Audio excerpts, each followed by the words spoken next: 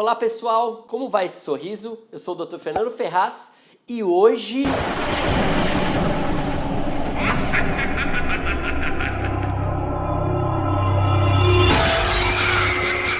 Chega dessa conversa! Este lugar agora é meu! O meu feitiço é poderoso! Ai! Ai! Que dor! Ai! E essa mania de ranger os dentes!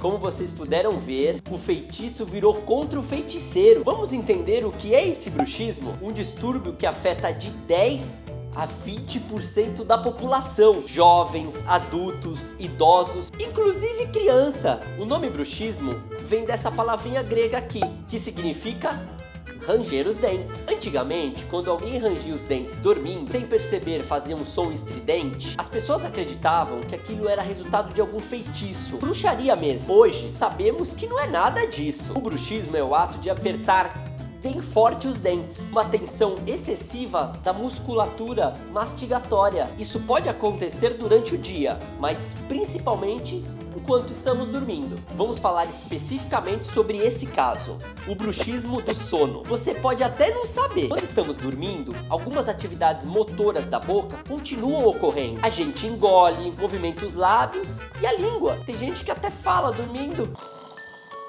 I believe I can fly. E mexemos também a mandíbula. Quem tem bruxismo costuma contrair mais esses músculos aqui, com uma força maior. Toda essa tensão pode causar dor de cabeça, na face, problemas gengivais e disfunção da articulação da mordida. Mas doutor, se não é bruxaria, o que causa esse bruxismo? Vamos lá, ainda temos muito a desvendar sobre as suas causas, mas já sabemos que existem alguns fatores de risco associados a ele. Geralmente são aspectos emocionais. O estresse e a ansiedade, por exemplo, gera uma forte tendência de desenvolver o bruxismo. Além disso, o consumo de tabaco, álcool, cafeína podem contribuir para a piora do quadro. Se você sofre desse distúrbio, procure o seu dentista. Veja, só ele pode realizar o diagnóstico correto. Se for o caso, ele vai indicar o uso de uma placa de acrílico que você coloca antes de dormir. Alguns hábitos podem ajudar a reduzir os sintomas, como por exemplo, praticar atividades físicas, ler um livro e fazer coisas que te deixam bem, que aliviam o estresse.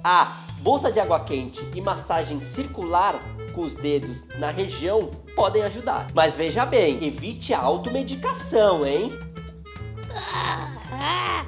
Preciso achar um feitiço para acabar com essa dor. Ok. Alô? É do dentista. Bom, é isso aí, pessoal. Bom sorriso e até a próxima.